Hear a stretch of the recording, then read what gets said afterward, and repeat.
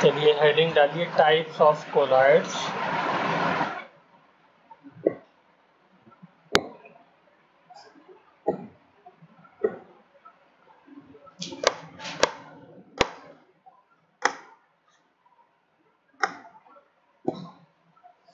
Types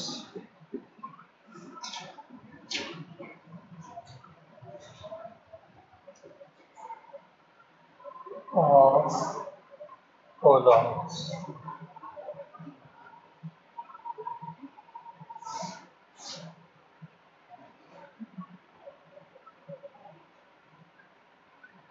तो 3 type के colloids हम लोग पढ़ेंगे। पहला है based on physical state,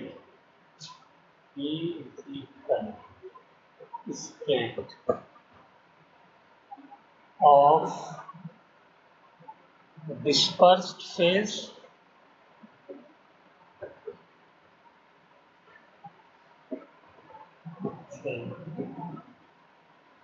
disperse phase को जहां भी लिखना होगा तो वहां पे डीपी लिख देंगे शॉर्ट, ठीक है।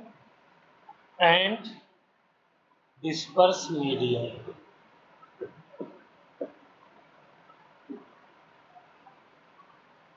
और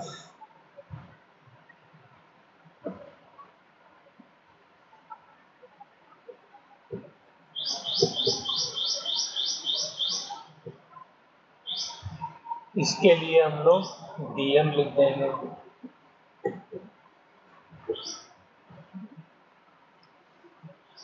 ठीक है। अच्छा, डिस्पर्स फेज क्या होता है कोलॉइडल सॉल्यूशन में? तो ऐसे समझिए, जो ट्रू सॉल्यूशन हम लोग पढ़ते हैं उसके अंदर जो सोल्यूट होता है वो यहाँ पे डिस्पर्स फेज, ठीक है ना। जैसे एडसॉर्प्शन के अंदर क्या था, जो एडसॉर्ब हो रहा था वो एडसॉर्बेट कहला रहा था, जिसके ऊपर एडसॉर्ब हो रहा था वो एडसॉर्बेंट। ऐसे ही जो डिसॉल्व हो रहा है वो डिस्पर्स फेज, और जिसमें डिसॉल्व हो रहा है वो डिस्पर्स मीडियम या dispersion medium. Dispersion medium medium, ठीक है। इसको सॉल्वेंट भी लिख सकते हैं, शॉर्ट भैया। उसी के ऊपर बेस्ड वो टेबल जो खोली है आपने, वो इसी के ऊपर, इसी की टेबल है, ठीक। अब उस टेबल को जल्दी से पढ़ करके समझ लीजिए, देखिए समझ में आती है, कितनी आती है वो बताइए। दूसरा है नेचर, देखते हैं।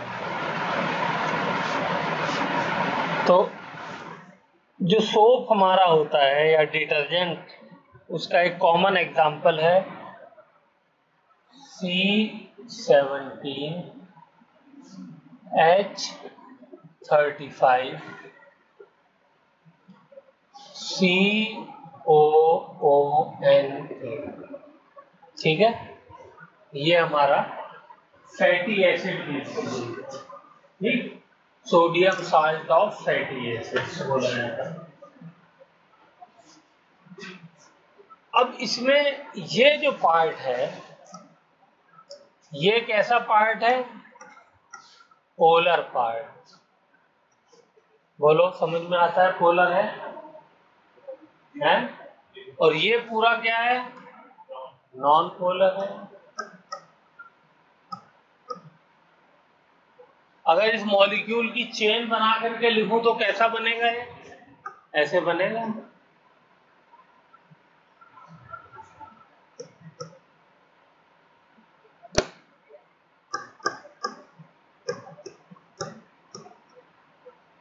बोलिए, है सांप की तरह बन गया। ये इसका हेड है जो कि पोलर पार्ट है, ये इसकी टेल है जो कि नॉन पोलर पार्ट है। अब मैंने पानी में डाला तो क्या होगा? ये वाला पार्ट तो सोल्यूबल है और ये वाला पार्ट अनसोल्यूबल है। तो कैसे ये सोल्यूबल होता है? पानी में जब हम डालते हैं सोप को या सर्फ को तो क्या हो जाता है? डिजॉल्व हो जाता है। तो शुरू में देखिए क्या होता है, मान लीजिए पानी है, ये पानी भरा हुआ है। अब इसके अंदर मैंने क्या किया, मैंने ये जो है सोप का पाउडर, सोप जो है थोड़ा सा डाला, तो क्या होगा,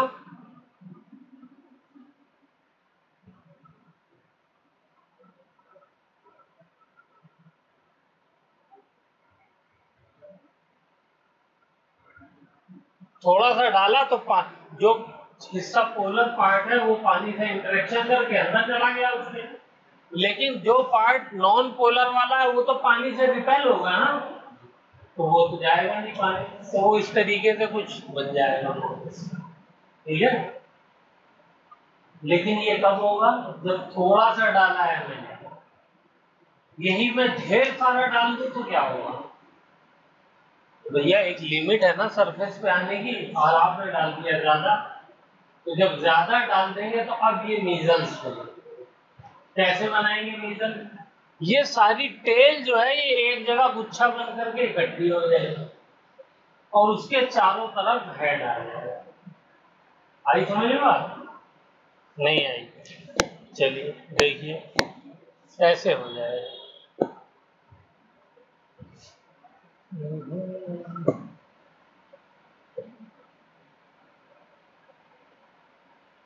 देखिए ये है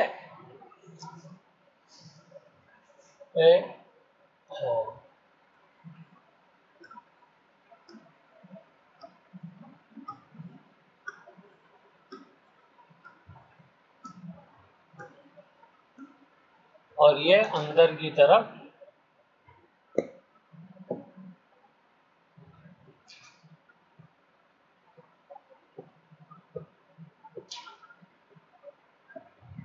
टेल सारी अंदर की तरफ इकट्ठी है और ये इस तरीके से स्फेरिकल इन्होंने शेप है। अब यहाँ पे क्या हुआ, ढेर सारे फैटी एसिड्स इकट्ठे हो गए ना, इसी फॉर्म को हम लोग मीजल्स कहते हैं। क्या कहते हैं? मीजल्स कहते हैं।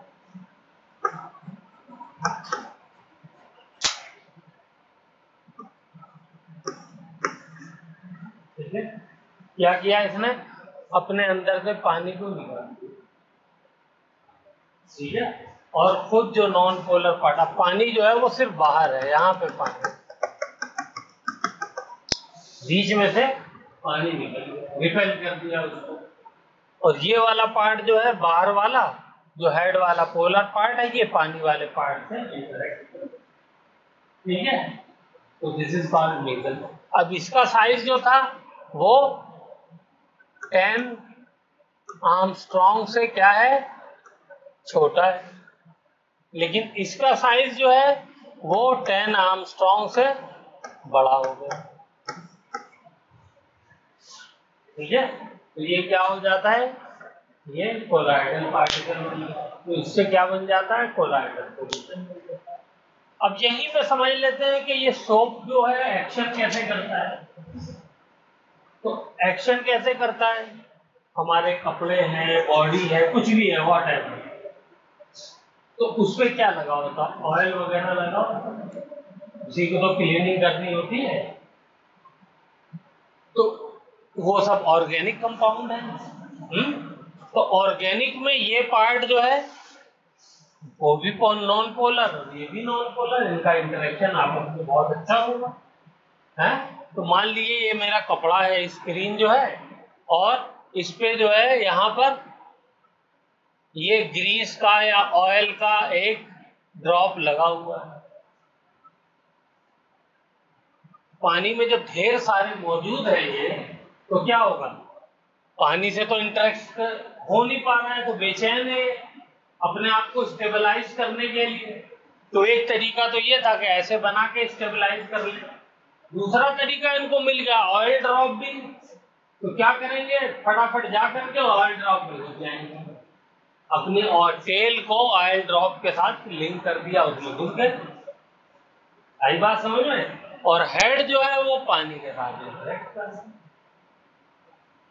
इस तरीके से इन्होंने क्या किया, ऑयल के साथ अपने आप को स्ट्रांगली अटैच कर लिया, बाउंड कर लिया।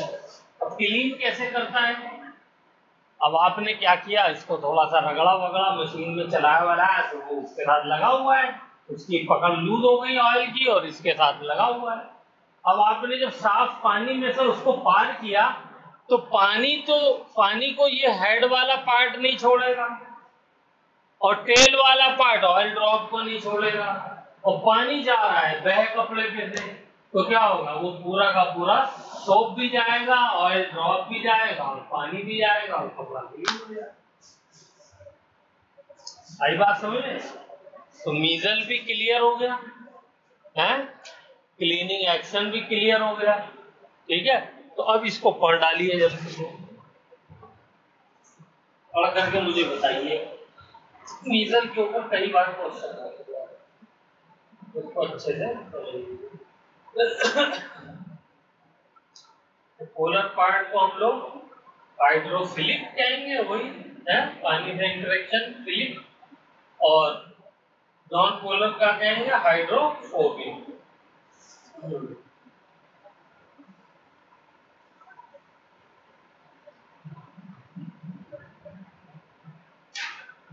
आगे देखिए, जो मैकेनिज्म मैंने बताया उसकी भी स्लाइड है, मैकेनिज्म ऑफ मीजल फॉर्मेशन।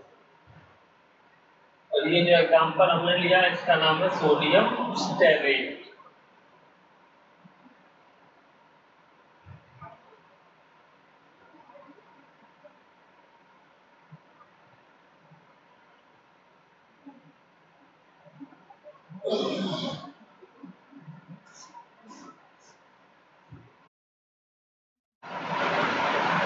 ये हमने यहाँ पे बॉटल बना दी है, मतलब ऐसा कोई सैक बना दिया हमने जिसके अंदर कोलाइडल सॉल्यूशन हमने डाला। उस कोलाइडल सॉल्यूशन के अंदर इम्प्योरिटीज भी मौजूद है। तो ये जो कोलाइडल सॉल्यूशन जिस सैक के अंदर हमने डाला है, जो यहाँ पे बॉटल की शेप में बना हुआ है, ये एनिमल मेम्ब्रेन, वेजिटेबल मेम्ब्रेन, ऐसी मेम्ब्रेन से बना हुआ है जिस मेम्ब्रेन के पोर्स इतने छोटे हैं कि उनसे कोलाइडल सॉल्यूशन पास नहीं हो सकता। मेरी बात समझ में आई? लेकिन कौन सी चीज पास हो सकती है? आयंस पास हो सकते हैं, क्योंकि आयंस तो बहुत छोटे हैं, वो तो ट्रू से सॉल्यूशन वाली रेंज के है ना। कोलाइडल सॉल्यूशन जो है वो बड़ी रेंज है, तो वो इससे पास नहीं हो पाता है। तो हम क्या करते हैं, हम इसको पानी में इसको डाला गया है, ठीक है, पानी में डाल करके क्या किया, एक तरफ से चाहे इधर से चाहे इधर से हमने पानी फ्रेश वाटर डालते हैं और दूसरी तरफ से पानी को निकालते हैं। तो क्या होगा, ये पानी तो इसके अंदर भी जाएगा, अंदर भी जाएगा इस सैक के अंदर, तो क्या होगा, उन आयंस को अपने साथ लेकर के चला आएगा बाहर। आ रही बात समझ में?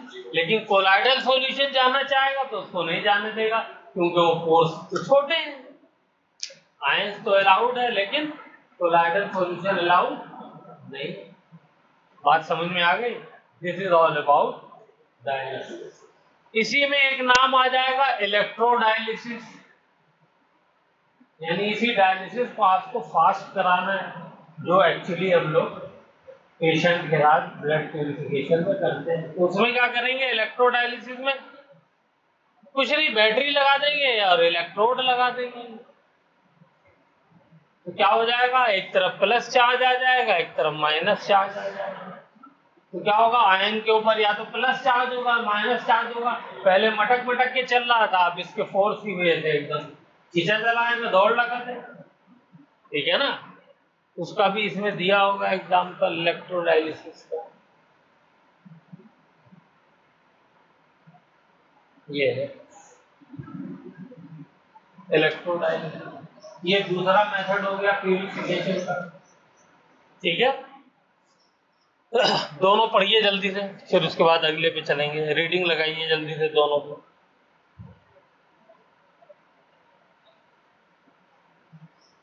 फिर तीसरा है हमारा ultra filtration.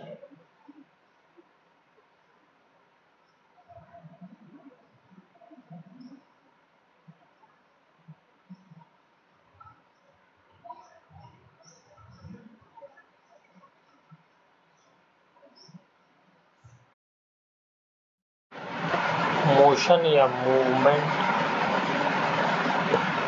And fourth is colour.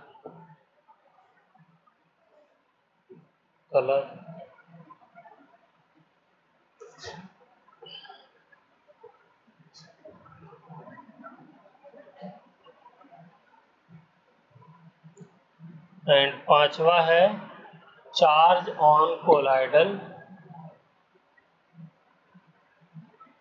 Fifth is charge on colloidal particle. ठीक है, तो पहला कॉलिगेटिव प्रॉपर्टी, ये तो वैसे ही पता चल रहा है, नंबर ऑफ पार्टिकल पे डिपेंड करती है कॉलिगेटिव प्रॉपर्टी। और यहाँ पे क्या होता है, पार्टिकल का साइज बड़ा होता है, और नहीं होता तो एग्रीगेट हो जाता है। तो क्या हो जाएगा, कॉलिगेटिव प्रॉपर्टी डिक्रीज हो जाएगी, क्योंकि नंबर ऑफ पार्टिकल पे कॉलिगेटिव प्रॉपर्टी पर डिपेंड करती है ना।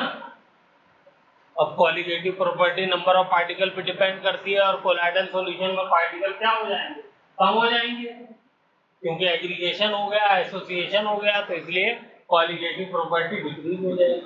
ठीक है, टिंडल इफेक्ट क्या होता है, ब्राउनियन मूवमेंट, कलर, पढ़िए उसका पीडीएफ दिया हुआ। पोटेशियम आयोडाइड सॉल्यूशन लिया,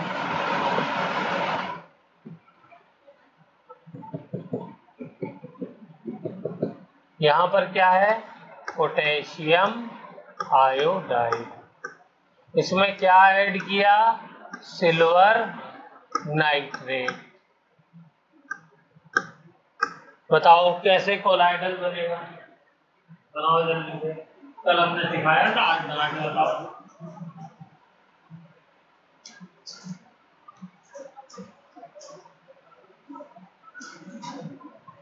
लगाओ दिमाग लगाओ।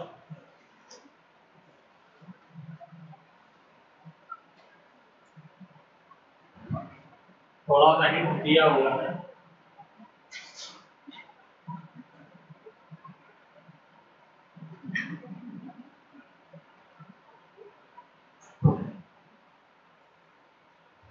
देखो आज तो ये भी डिसॉल्व हो जाएगा, ये भी डिसॉल्व हो जाएगा। तब तो पीपीटी था, तब हमने बनाया था, आज तो दोनों सोल्यूबल हैं, उससे क्या फर्क पड़ता है। ये जब सॉल्यूशन में जाएगा तो ये दोनों आपस में रिएक्शन कर जाएंगे, ये वाला आयन इससे और ये वाला आयन इससे चला जाएगा, तो ये क्या बन जाएगा, AgI का पीपीटी। समझ में आया, तो ये दोनों आयनाइज हो गए, तो आयनाइज होकर के सारे आयन मौजूद हैं, तो कौन से वाले आयन आपस में रिएक्ट करेंगे, जो पीपीटी बनाएंगे वही वाले तो रिएक्ट करेंगे, हैं? बाकी तो आयनाइज हो रहा है तो वो तो रिएक्शन करेगा नहीं, रिएक्शन करेगा फिर टूट के आयन बन जाएगा। समझ में नहीं, तो उसका रिएक्शन करना ना करना बराबर है, क्योंकि वो तो रिएक्शन करके कंपाउंड बनाया हो तो फिर आयनाइज हो गया। लेकिन ये वाला रिएक्शन करके रिवर्सिबल नहीं है, ये तो AgI क्या होता है, AgCl, AgBr, AgI, ये सब के सब पीपीटी फॉर्म में होते हैं ना, ये तो पढ़ चुके हैं कई बार, हैं? और AgCl जो होता है व्हाइट होता है, AgBr पेल येलो होता है, AgI डार्क येलो होता है, ठीक है ना। तो ये पीपीटी बन गया, अब तो बना सकते हो, बताओ अब क्या होगा। अब ये AgI जो है ये तो पीपीटी हो गया। अब सॉल्यूशन में क्या क्या मौजूद है, एक तो मौजूद है K पॉजिटिव, दूसरा क्या मौजूद है NO3 नेगेटिव, और क्या मौजूद है, और I माइनस क्यों मौजूद है, हाँ मौजूद है, लेकिन क्यों मौजूद है, I माइनस तो रिएक्शन कर गया ना,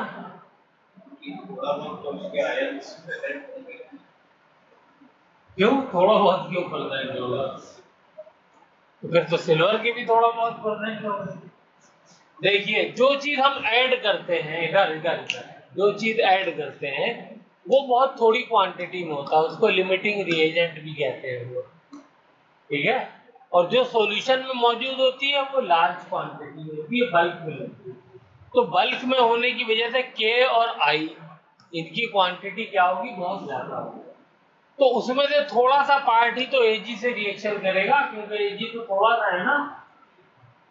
तो ये रिएक्शन कर करके AgI बना दिया इसने, बाकी I नेगेटिव तो बचा हुआ होगा है। Ag पॉजिटिव जो था वो पूरा का पूरा कंज्यूम होगा, ठीक है ना। क्यों, क्योंकि Ag थोड़ा सा था, I पूरा का पूरा उससे रिएक्ट कर गया I के साथ Ag जो, तो AgI बन गया। इतनी बात समझ में आई। अब इसके ऊपर डिपोजिशन कौन से आयन का होता है, कॉमन आयन का मैंने बताया। तो कॉमन आयन कौन सा है, या तो Ag हो या I हो। तो Ag तो है ही नहीं, खत्म हो चुका है, तो बचा क्या, I बचा। I negative, I negative, I negative, I negative, ये क्या बन गया हमारा, कोलाइडल सोल। आई बात समझ में, क्लियर है। कल भी बताया था, बस कल ये रिएक्शन नहीं कराया था, कल सीधे यहाँ पे पीपीटी था और इलेक्ट्रोलाइट हमने डाला था और सोल बन गया था। आज पीपीटी भी बनाया और सोल भी बनाया, ठीक है ना। तो बनाओ इसको, एग्जाम्पल जल्दी से लिख लो। और भी इसके अंदर एग्जाम्पल दिए हुए हैं, बाकी आप लोग खुद करेंगे, ठीक है। और वही देखो उल्टा कर दिया है इन्होंने फिर से, हैं क्या कर दिया, AgNO3 इस बार सॉल्यूशन में है और पोटेशियम आयोडाइड डाला है। तो क्या हो जाएगा, इस बार ये वाला लार्ज क्वांटिटी में होगा और ये थोड़ा सा होगा, ठीक है ना। हाँ, तो इसको बनाना है। इसके बाद जो है नेक्स्ट पेज पे भी एक एग्जांपल दिया हुआ, ये वाला भी आपको करना है, ये भी खुद से करना है। नेक्स्ट पेज पे, नेक्स्ट स्लाइड पे करिए।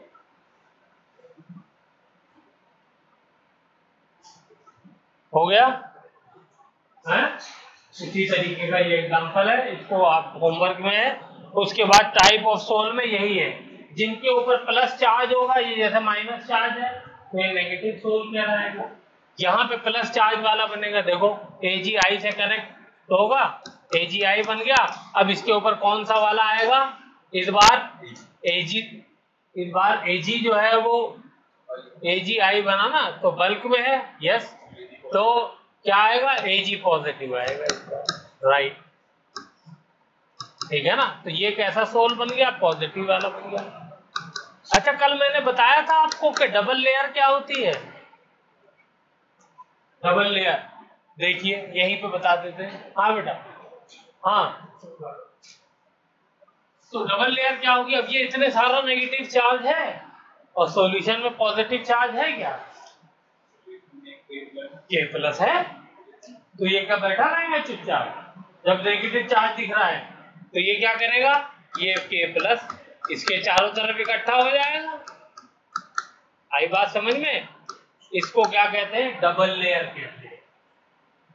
आ गई बात समझ में, this is called double layer. और ये एक तरफ नेगेटिव चार्ज हो और एक तरफ पॉजिटिव चार्ज हो, तो इसके बीच में क्या क्रिएट हो जाता है, पोटेंशियल डिफरेंस, ठीक है। तो ये पोटेंशियल डिफरेंस कहलाता है हेल्महोल्ट्ज पोटेंशियल डिफरेंस। इसकी भी स्लाइड मैंने भेजी हुई।